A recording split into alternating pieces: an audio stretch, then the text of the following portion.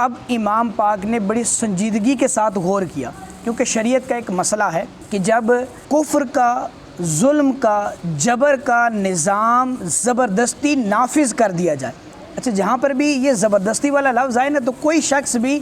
اس بات کو نہ سوچے کہ یہ زبردستی قائم کرنے والے جو حضرات تھے خدا نہ خواستہ وہ حضرت امیر معاویہ کی ذات تھی، ایسا نہیں ہے۔ حضرت امیر معاویہ نے چند لوگ مقرر کیے تھے کہ آپ کسی کو نامزد کریں، اور ان لوگوں میں سے بھی زیادہ کی رائے یہ تھی کہ یزید کو ولی عہد نہ بنایا جائے، اور خود حضرت امیر معاویہ کی اپنی رائے بھی یہ تھی، اور اس کو بڑے بڑے محدثین نے لکھا ہے۔ امام جلال الدین سیوطی شافعی بہت بڑے محدث گزرے ہیں، انہوں نے اپنی کتاب معترضین امیر معاویہ، جس کا اردو میں ترجمہ کیا گیا ہے معترضین امیر معاویہ کے نام سے، اس میں اس بات کو انہوں نے بڑی وضاحت کے ساتھ بیان کیا ہے کہ حضرت امیر معاویہ جو ہیں وہ قطعاً یزید کو ولی عہد نامزد کرنے پر تیار نہیں تھے، لیکن چونکہ ان کی جو شورا بنائی گئی تھی، جو اس بات کا فیصلہ کرنے والے تھے کہ یزید کو ہی بنایا جائے، تو جہاں پر بھی زبردستی کا لفظ استعمال کروں گا تو اس سے قطعاً کوئی بندہ یہ معنی مفہوم مراد نہ لے کہ اس سے مراد خدا نہ خواستہ میری مراد حضرت امیر معاویہ کی ذات ہے۔ وہ بالکل پاک اور مبرہ ہیں، ان پر کسی بھی قسم کی تہمت کرنا یہ صحابیت کی شان کے خلاف ہے، چونکہ وہ صحابی رسول ہیں، ان کے پیچھے ہماری آنکھیں، ہمارا دل، ہمارا دماغ ان کے سامنے سر تسلیم خم ہے۔ بہرحال جب ظلم اور جبر کا نظام زبردستی نافذ کر دیا جائے تو شریعت یہ کہتی ہے کہ چند لوگ ایسے ہوں جو اس کے خلاف کھڑے ہوں۔ اگر کوئی بھی نہیں کھڑا ہوگا تو قرآن کی آیت کے حکم کے خلاف ہوگا، جس میں قرآن نے فرمایا ہے کہ آپ اس کا مقابلہ کریں، تو چونکہ یہ قرآن کی آیت کے خلاف ہوتا تو اس لیے اب چونکہ امام یہ دیکھ رہے تھے کہ اب کوئی ایسا پریشر گروپ بن سکتا ہے جو حکومت کو گھٹنے ٹیکنے پر مجبور کرے، تو لہٰذا اس پریشر گروپ کا ساتھ دینا چاہیے۔ چونکہ وہ لوگ یہ کہتے ہیں جی 20,000 کا لشکر ہمارے کوفہ میں کھڑا ہے، کدھر کھڑا ہے جی؟ کوفہ میں کھڑا ہے۔ بصرہ والے بھی آپ کے ساتھ ہیں، بغداد والے بھی آپ کے ساتھ ہیں، حجاز تو سارے کا سارا، جہاں پر مکہ اور مدینہ جو اس طرف کے شہر ہیں یہ تو سارے ہیں ہی آپ کے، کیونکہ یہاں پر چونکہ یہ وہ لوگ تھے جنہوں نے محبوب دو عالم علیہ الصلوۃ والسلام کے کندھے پر حسن و حسین کو کھیلتے دیکھا تھا، تو یہ تو تھے ہی ان کے ساتھ، یہ تو حضرت امام حسین سے دوسری کوئی بات کر ہی نہیں سکتے تھے۔ تو انہوں نے کہا کہ یہ جو اتنے سارے لوگ ہمارے پاس وہاں موجود ہیں اور یہ سارا آپ کے پاس یہاں والے لوگ بھی موجود ہیں، جب آپ اٹھ کھڑے ہوں گے تو یہ بھی آپ کے پیچھے چل پڑیں گے، تو لہٰذا آپ جو ہے وہ اس بات پر سنجیدگی کے ساتھ غور کریں۔ اب چونکہ وہ شریعت جن کے گھر میں نازل ہوئی، جو آج ہم جیسے لوگ جو کتابیں پڑھ کر شریعت کو بیان کرتے ہیں، تو وہ شریعت جن کے گھر میں نازل ہوئی ان کو تو بدرجہ اتم یہ مسئلہ معلوم تھا کہ یہاں پر شریعت کیا کہتی ہے۔ تو شریعت یہ حکم نافذ کرتی ہے کہ جب آپ کے پیچھے اتنے لوگ موجود ہوں تو آپ پر لازم ہے کہ آپ جو ہے وہ اس ظلم اور جبر کے نظام کو توڑنے کے لیے میدان عمل میں آئیں۔ اسی لیے وہ ڈاکٹر اقبال نے بھی وہ ایک شعر میں کہا ہے نا کہ نکل کر خانقاہ سے ادا کر رسم شبیری، وہ یہی رسم شبیری۔ آج بھی اگر امام اپنے حجرہ مبارکہ میں بیٹھے رہتے یا حرم مکہ میں بیٹھے رہتے، یہ دور دراز کسی مقام پر نکل جاتے، تو پھر امام فرماتے ہیں کہ کل بروز قیامت میں اپنے بابا علی اور اپنی والدہ محترمہ حضرت فاطمہ الزہرا اور اپنے نانا جان جو ہمارے اس شریعت کے شارع علیہ السلام ہیں، میں ان کے سامنے کیا جواب دوں گا؟ اللہ جب مجھ سے پوچھے گا ان مقدس ہستیوں کے سامنے تو میرے پاس تو کوئی جواب نہیں ہوگا۔ تو لہٰذا آپ نے اس کو سنجیدگی کے ساتھ اس بات پر غور، چونکہ روز وہ میٹنگ کرتے، روز آتے اور روز عرض گزار ہوتے کہ حضرت آپ چلیں۔ اب ان میں وہ لوگ بھی تھے جن کو 25-27 سال پہلے حضرت علی کے ساتھ کھڑے حضرت امام پاک دیکھ چکے تھے کہ یہ وہ لوگ ہیں جو میرے بابا کے ساتھ مخلصین کا گروہ ہے جو کھڑے رہے ہیں، لیکن ایسی بات نہیں کہ ان کو یہ پتہ نہ ہو کہ پیچھے جو بعض لوگ کھڑے ہیں وہ صحیح لوگ نہیں ہیں یا مخلصین میں شمار نہیں۔ ان کا بھی پتہ تھا کہ وہاں پر بعض لوگ ایسے بھی ہیں جو مخلصین میں شمار نہیں، جو منافقین ہیں، جو آدھے راستے سے اسلام قبول کر کے بظاہر کلمہ پڑھ کر آئے ہیں اور وہ حقیقتاً ہمارے ساتھ نہیں ہیں۔ جیسا کہ میں نے حضرت امام جعفر صادق کا 1-2 دن پہلے کال عرض کیا تھا کہ ان کو پتہ تھا کہ یہ لوگ ہمارے ساتھ نہیں، اوپر سے ہماری محبت کا دم بھرتے ہیں۔ تو اس لیے اب جب اس بات پر غور شروع ہوا اور یہ خبریں پھیلنی شروع ہوئیں کہ امام جو ہے شاید کوفہ کا قصد کریں گے، یہ بات جیسے ہی مدینے پہنچی تو وہاں سے 2 ہستیاں بھاگی آئیں۔ ایک حضرت امام محمد بن علی،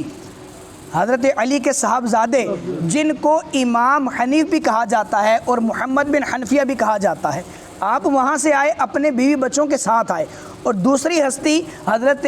عبداللہ بن عمر رضی اللہ تعالی عنہما یہ آئے اور آ کر حضرت امام سے ملاقات کی اور کہا کہ یہ جو بنو اسد اور یہ بنو بغل اور یہ جو دوسرے تیسرے جتنے بھی قبائل ہیں ان کے جو 2-4 چہرے آپ دیکھ رہے ہیں، آپ کو پتہ ہے کہ یہ 20 گھرانے آپ کے ساتھ ہوں گے، 80 یزید کے ساتھ کھڑے ہوں گے، تو آپ ان کے پیچھے مت چلیں، آپ کو صرف استعمال کرنا چاہتے ہیں، تو آپ ان کے ساتھ نہ جائیں۔ بڑی شد و مد کے ساتھ ان دونوں حضرات نے آپ کی بارگاہ میں یہ التجا کی کہ حضور آپ ایسا نہ کریں، آپ مکے میں رہیں، مدینے میں رہیں، ہم آپ کا دفاع کریں گے، اگر کوئی آپ کی طرف میلی آنکھ اٹھا کر دیکھے گا تو ہم اس کو دیکھ لیں گے، لیکن آپ ان مقدس شہروں کو چھوڑ کر نہ جائیں، آپ وہاں نہ جائیں، وہ لوگ آپ کے ساتھ وفادار نہیں ہیں۔ تو آپ نے کہا کہ آپ صحیح کہتے ہیں، لیکن یہ جو مخلصین کے چہرے ہیں یہ بار بار مجھے اس بات کی طرف جو ہے وہ توجہ دلاتے ہیں کہ مجھے ان کی بات مان لینی چاہیے۔ انہوں نے کہا کہ یہ اگرچہ مخلص ہیں اور ہم بھی دیکھتے ہیں یہ مخلص ہیں، لیکن ان کے پیچھے جو 20 گھرانے کھڑے ہیں، جو 40 گھرانے کھڑے ہیں، وہ جو مخلصین نہیں ہیں، تو ان کی وجہ سے آپ جب وہاں پر پہنچیں گے تو کہیں ایسا نہ ہو کہ یہ مخلصین میں سے بھی آدھے ان کی طرف چلے جائیں، تو بڑا نقصان ہو جائے گا ہمارا اور امت کا بڑا نقصان ہوگا، تو آپ ایسا نہ کریں۔ تو حضرت امام محمد بن علی ان کو حضرت امام پاک نے فرمایا کہ اے میرے بھائی، آپ مجھ سے چھوٹے ہیں، لیکن میں نے دیکھا کہ ساری عمر آپ نے مجھ سے بڑوں والا برتاؤ کیا، بڑی شفقت والا برتاؤ کیا، ہمیشہ میری ہر بات پر لبیک کہا اور مجھ سے بڑی شفقت اور محبت کے ساتھ پیش آئے۔ آپ کی رائے میرے لیے بڑی محترم رائے ہے اور میں آپ کی رائے کا ضرور خیال کروں گا۔ اب ان دونوں حضرات نے رائے کیا دی کہ یا تو آپ مکہ مدینے میں ہی رہیں، یہاں سے نہ جائیں، اور اگر یہاں سے آپ جانا بھی چاہتے ہیں، چونکہ امام کے سامنے وہ حالات مکے کے موجود تھے اور ان دونوں حضرات نے بھی وہ دیکھ لیا تھا، اور مدبرانہ سوچ تو امام کی مدبرانہ سوچ کیسے نہ ہوگی کہ جس کا بابا شہر علم کا دروازہ ہو، تو ان کی بیٹے کی مدبرانہ سوچ کیسے نہ ہوگی۔ تو بہرحال انہوں نے جب اس سارے معاملے پر غور کیا تو انہوں نے کہا کہ دوسری رائے ہماری یہ ہے کہ آپ اگر جانا ہی چاہتے ہیں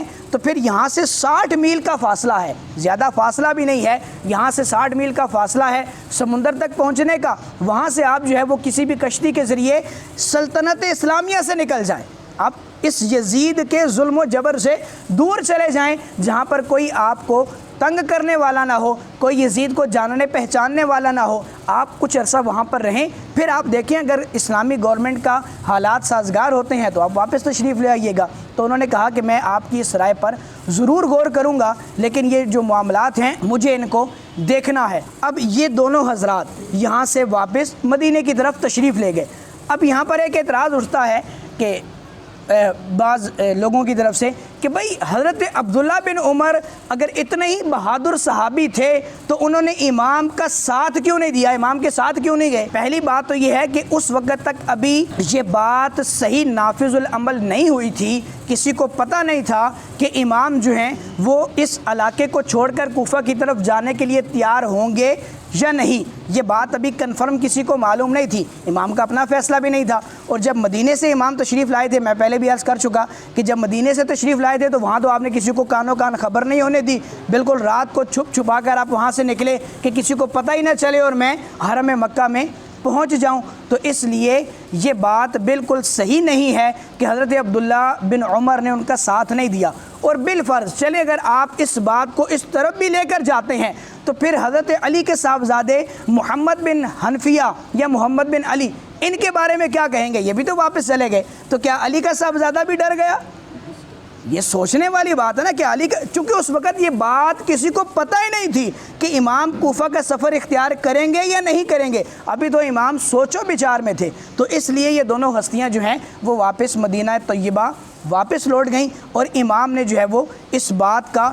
اثر نو جائزہ لیا، سارے حالات کو غور و فکر کیا، اور آپ نے ان دونوں حضرات کی رائے کو بھی بڑا مقدم رکھا، اور اس بات پر پہلے سوچ و بچار کیا کہ ہم اسلامی گورنمنٹ کو چھوڑ کر افریقہ کی طرف جو ہے وہ نکل جاتے ہیں کہ اپنے کسی مریدین اور متوسلین کے ذریعے کشتیوں کا انتظام کریں گے اور افریقہ کی طرف نکل جائیں گے، بعد میں جب حالات سازگار ہوں گے، یہاں جو بھی حالات 2-2.5 سال بعد امت جو بھی حالات اختیار کرتی ہے تو پھر میں آ کر نانا جان کی امت میں شامل ہو جاؤں گا۔ اس بات پر بھی غور کیا، لیکن چونکہ ان مخلصین لوگوں کی رائے زیادہ جو ہے وہ اس بات کی طرف بڑھتی گئی کہ نہیں آپ ضرور کوفہ تشریف لائیں، تو پھر جب آپ کے حالات اس قدر وہ ہو گئے کہ خطوط زیادہ ہونے شروع ہو گئے، باتیں زیادہ ہونے شروع ہو گئیں، تو حضرت امام نے اس بات پر غور کیا کہ کل بروز قیامت مجھے اس بات کا جواب دینا پڑے گا کہ آپ صرف اس وجہ سے کوفہ کا سفر اختیار نہیں کیا کہ وہاں پر بے وفائی ہو سکتی ہے. یہ خدشہ ہے نا, یقین تو نہیں ہے,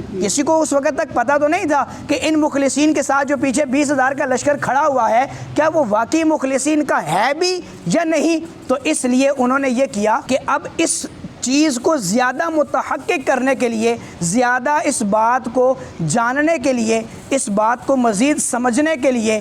آپ نے یہ کیا کہ حضرت مسلم بن عقیل اپنے چچا زاد بھائی ان کو جو ہے وہ آپ نے کوفے کی طرف روانہ فرمایا. اب حضرت مسلم بن عقیل کہاں تھے, ان کو کہاں سے بلایا گیا, کب بھیجا گیا اور آگے کیا حالات پیش آئے, انشاءاللہ عز و جل وہ ہم کل بیان کریں گے. اور پھر وہ خاص دن جس میں امام پاک کی شہادت ہوئی, اس دن کیا معاملات ہوئے اور اس کے بعد یزید کا کیا انجام ہوا, یزید کے اس کے انجام تک پہنچائیں گے اور آج کے یزیدیوں کو بھی ان کے اپنے انجام تک پہنچا کے انشاءاللہ دم لیں گے. اللہ مجھے اور آپ کو اہل بیت اطہار کی سچی محبت عطا فرمائے.